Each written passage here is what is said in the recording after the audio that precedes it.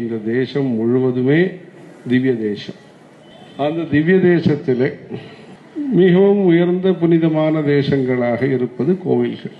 அந்த கோவில்கள் பெருமாளுடைய கோவில்கள், சிவனுடைய கோவில்கள், பல்வேறு கிராம தெய்வங்களுடைய கோவில்கள் என்று பலவிதம்.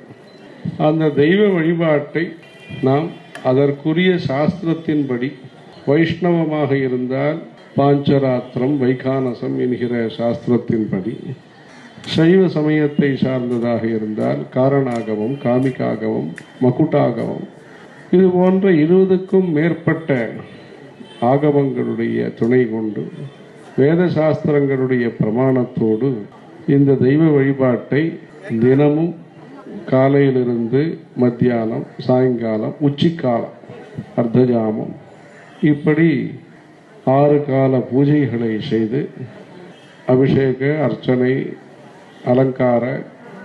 அலங்கார நைவேத்தியம், அலங்கார தீபாராதனை. அலங்கார நைவேத்தியம் என்றால் நல்ல முறையிலே விசேஷமாக நைவேத்தியம் செய்வது.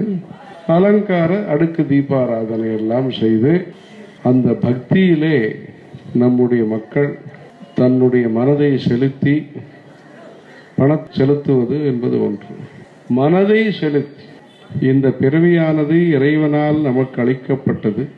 இந்த இறைவனால் அளிக்கப்பட்ட இந்த பிறவியிலே அந்த இறைவனுடைய பகவத் தத்துவத்தை நாம் தெரிந்து கொள்வதற்கு முயற்சிப்பதுதான் நம்முடைய முதல் கடமை. இந்த மனித பிறவினுடைய உத்தேசம், லட்சியமும் அதுவாகத்தான் இருக்க வேண்டும். அதனால்தான் அரிதறிது மானிடராய் பிறத்தல் அரிது என்று சொன்னார்கள். மனிதர்களுக்கு இப்படி சொல்லும் பொழுது மனிதர்களுக்கு மாத்திரமல்ல, வெவ்வேறு ஜந்துக்கள், வெவ்வேறு ஜீவராசிகளுக்கும் புண்ணியம் கிடைக்க வேண்டும். இப்படி அனைத்து ஜீவராசிகளும் புண்ணியாத்மாக்களாக விளங்குவதற்கு வழிவகையை செய்து கொடுத்த சமயம் நம்முடைய இந்து சமயம். இந்த இந்து சமயத்திலே பல்வேறு விதமான கோவில்கள் இருக்கின்றன. ஸ்வயம்பு கோவில்கள், ரிஷிகளால் பூஜிக்கப்பட்ட கோவில்கள், நம் போன்ற மனிதர்களால் பிரதிஷ்டை செய்யப்பட்ட கோவில்கள். ஹரஹர நம பார்வதிபதே. எந்நாடுடைய சிவனையே போற்றி, எந்நாட்டவர்க்கும் இறைவா போற்றி. வெற்றிவேல் முருகனுக்கு